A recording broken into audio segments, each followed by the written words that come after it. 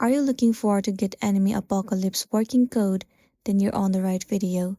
Today I'm going to show you the step-by-step process on how you can easily get the codes. First thing first, head over to Safari. In the address bar, you need to search for Anime Apocalypse promo code.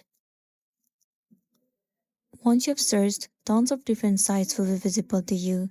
Scroll down and you'll get to see more. From here, head over to this site. Once you're in this official site, you need to scroll all the way down until you see the codes. So these are the working codes that is given to you. All you gotta do is copy the code and redeem it in the Anime Apocalypse. Well, if these codes are not valid, then you can do is go back and head over to another site. Once you're in this page, if you scroll down, you'll get to see tons of different codes as well. All you can do is copy the code according to your need, and then you can redeem it in Anime Apocalypse. After that, you'll be good to go.